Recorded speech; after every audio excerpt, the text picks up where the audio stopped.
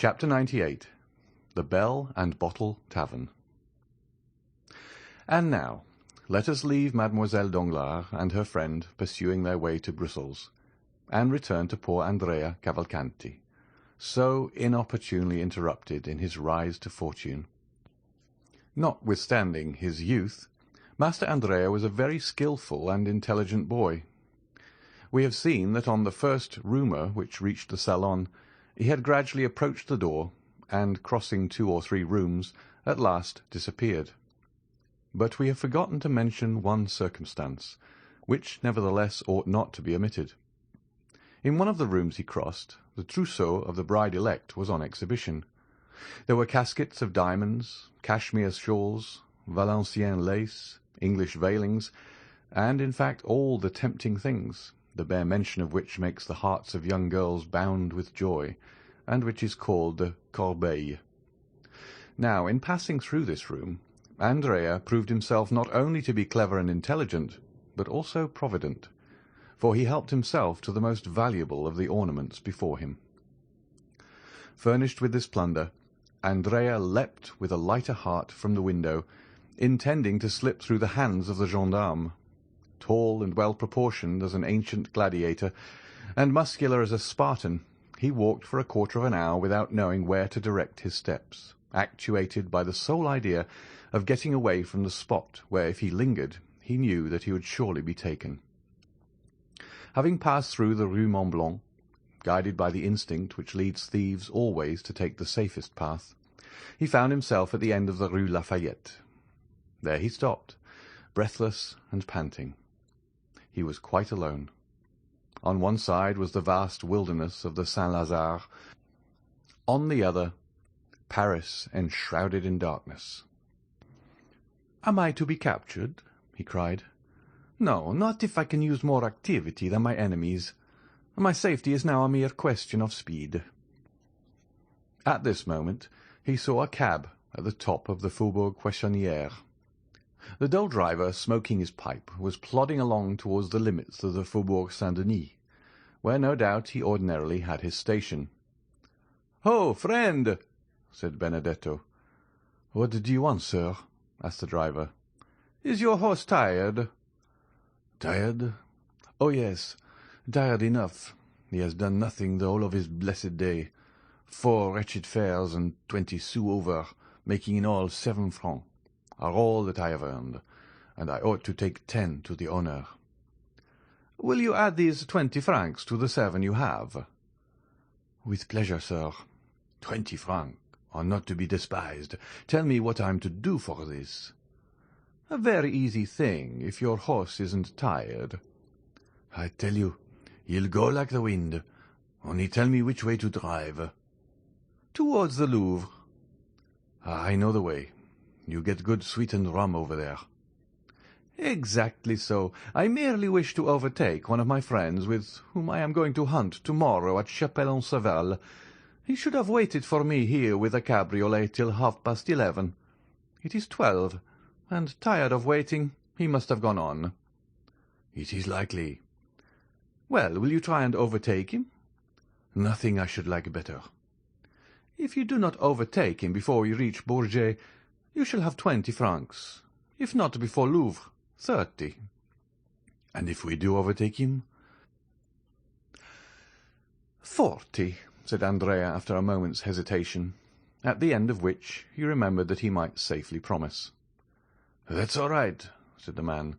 "Hop in and we're off. Whoop-la!"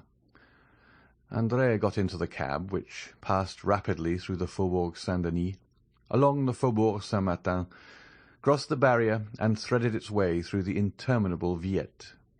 They never overtook the chimerical friend, yet Andrea frequently inquired of people on foot whom he passed, and at the inns which were not yet closed, for a green cabriolet and bay horse, and as there are a great many cabriolets to be seen on the road to the Low Countries, and as 9/10 of them are green, the inquiries increased at every step.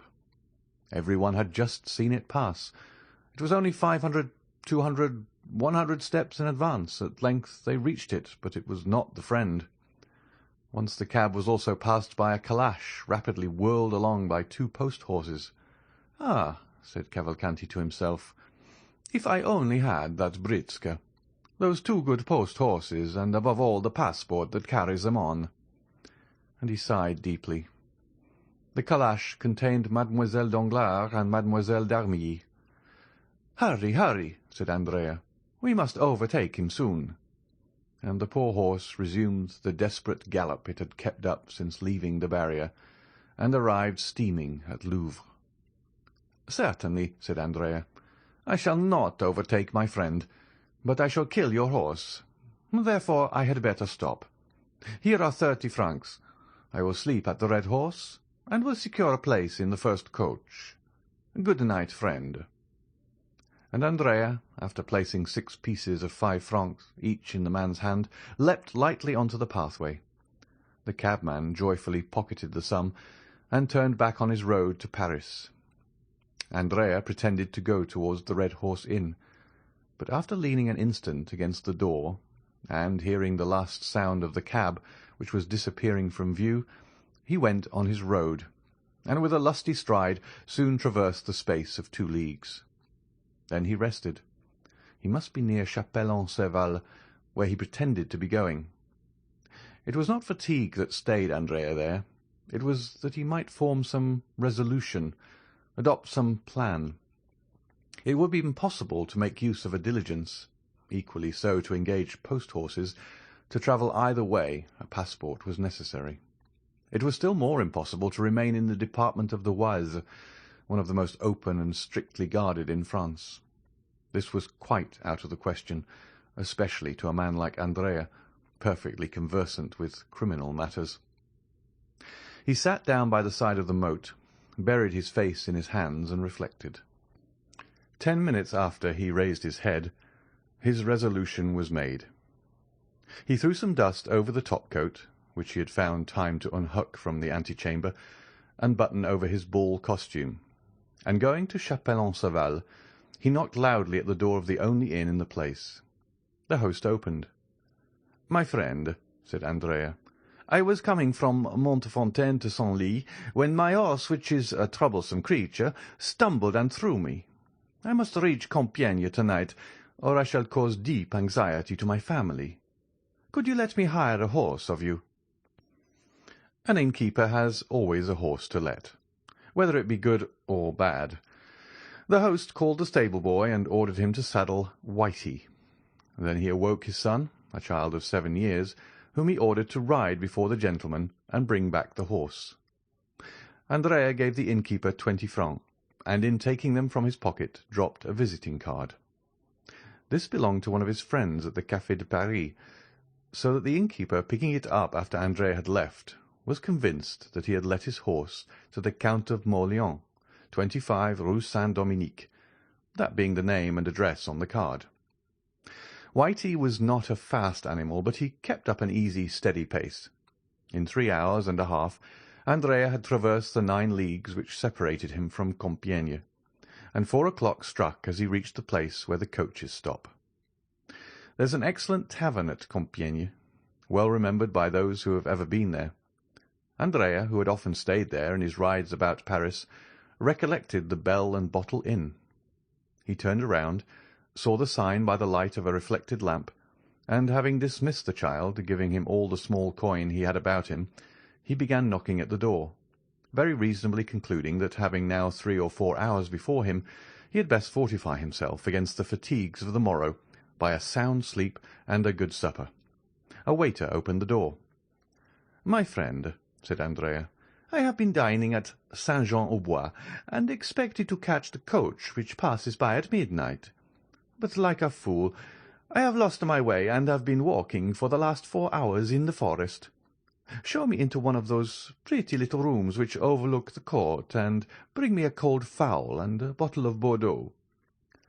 The waiter had no suspicions. Andrea spoke with perfect composure. He had a cigar in his mouth, and his hands in the pocket of his top-coat. His clothes were fashionably made, his chin smooth, his boots irreproachable. He looked merely as if he had stayed out very late, that was all. While the waiter was preparing his room, the hostess arose. Andrea assumed his most charming smile, and asked if he could have number 3, which he had occupied on his last stay at Compiègne. Unfortunately, number 3 was engaged by a young man who was travelling with his sister. Andrea appeared in despair, but consoled himself when the hostess assured him that number 7, prepared for him, was situated precisely the same as number 3, and while warming his feet and chatting about the last races at Chantilly, he waited until they announced his room to be ready. Andrea had not spoken without cause of the pretty rooms looking out upon the court of the Belle Tavern, which, with its triple galleries like those of a theatre, with the jessamine and clematis twining round the light columns, forms one of the prettiest entrances to an inn that you can imagine. The fowl was tender, the wine old, the fire clear and sparkling, and Andrea was surprised to find himself eating with as good an appetite as though nothing had happened. Then he went to bed, and almost immediately fell into that deep sleep which is sure to visit men of 20 years of age, even when they are torn with remorse. Now, here we are obliged to own that Andrea ought to have felt remorse, but that he did not. This was the plan which had appealed to him to afford the best chance of his security. Before daybreak he would awake, leave the inn after rigorously paying his bill, and reaching the forest he would, under pretence of making studies in painting, test the hospitality of some peasants, procure himself the dress of a woodcutter and a hatchet, casting off the lion-skin to assume that of the woodman.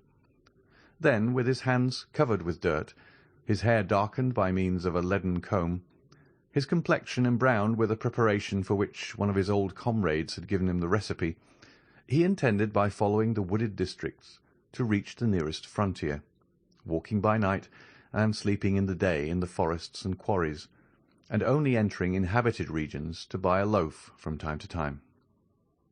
Once past the frontier, Andrea proposed making money of his diamonds, and by uniting the proceeds to 10 banknotes he always carried about with him in case of accident, he would then find himself possessor of about 50,000 livres, which he philosophically considered as no very deplorable condition after all. Moreover, he reckoned much on the interest of the Danglars to hush up the rumour of their own misadventures.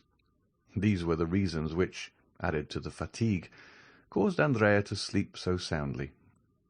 In order that he might awaken early, he did not close the shutters, but contented himself with bolting the door and placing on the table an unclasped and long-pointed knife, whose temper he well knew, and which was never absent from him.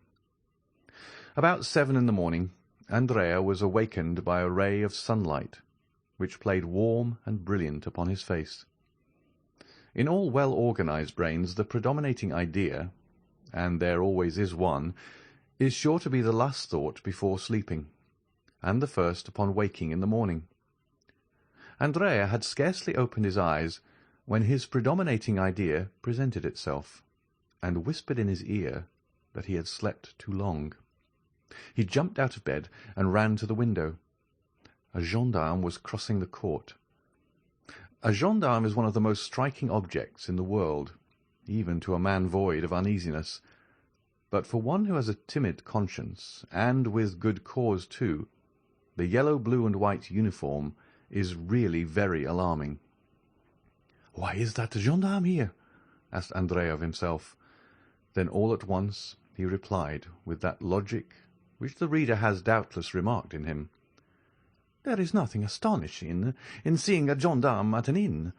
Instead of being astonished, let me dress myself." And the youth dressed himself with a facility his valet de chambre had failed to rob him of during the 2 months of fashionable life he had led in Paris. "Now then," said Andrea, while dressing himself, "I'll wait till he leaves, and then I'll slip away." And saying this, Andrea, who had now put on his boots and cravat, stole gently to the window, and a second time lifted up the muslin curtain.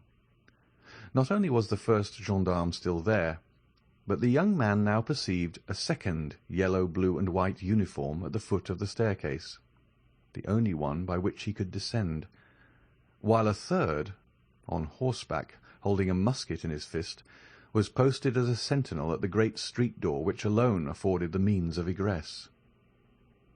The appearance of the third gendarme settled the matter, for a crowd of curious loungers was extended before him, effectually blocking the entrance to the hotel. "They're after me," was Andrea's first thought. "The devil!" A pallor overspread the young man's forehead, and he looked around him with anxiety. His room, like all those on the same floor, had but one outlet to the gallery in the sight of everybody. "I am lost," was his second thought, and indeed, for a man in Andrea's situation, an arrest meant the assizes, trial, and death. Death without mercy or delay. For a moment he convulsively pressed his head within his hands, and during that brief period he became nearly mad with terror. But soon a ray of hope glimmered in the multitude of thoughts which bewildered his mind, and a faint smile played upon his white lips and pallid cheeks. He looked around and saw the objects of his search upon the chimney-piece. They were a pen, ink, and paper.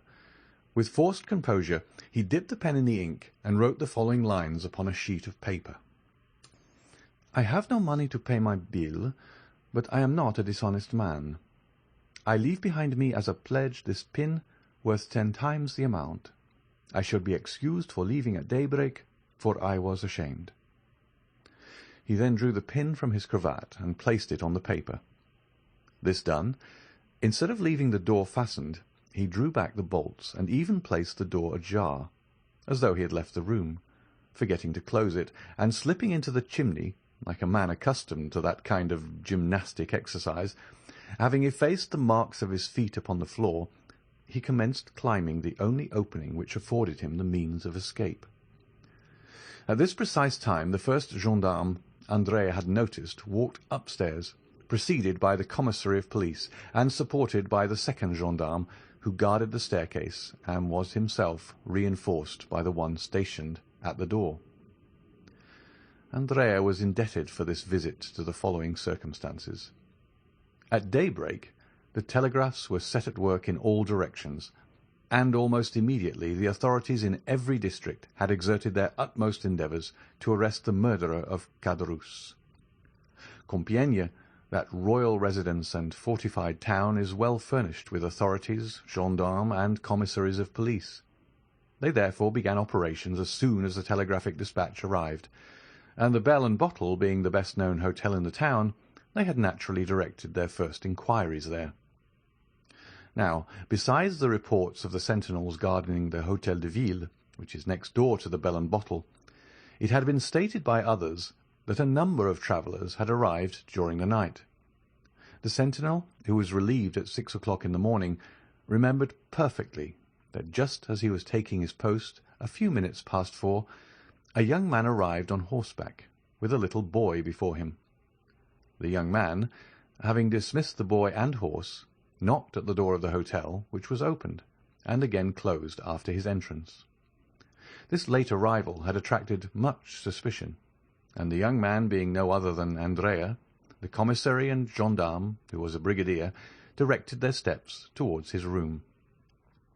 They found the door ajar. "Oh, no," said the brigadier, who thoroughly understood the trick. "A bad sign to find the door open. I would rather find it triply bolted."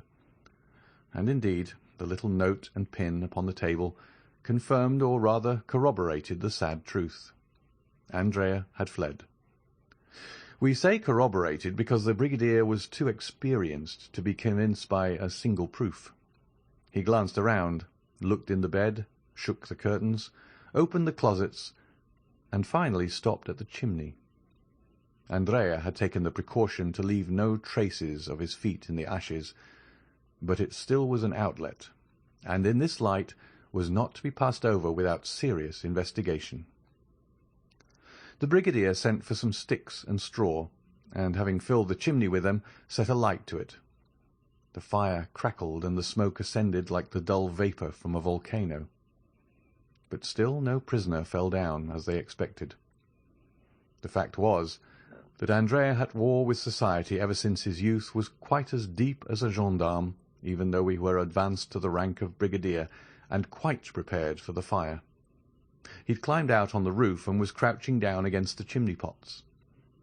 At one time he thought he was saved, for he heard the brigadier exclaim in a loud voice to the two gendarmes, "He is not here!" But venturing to peep, he perceived that the latter, instead of retiring, as might have been reasonably expected upon this announcement, were watching with increased attention. It was now his turn to look about him.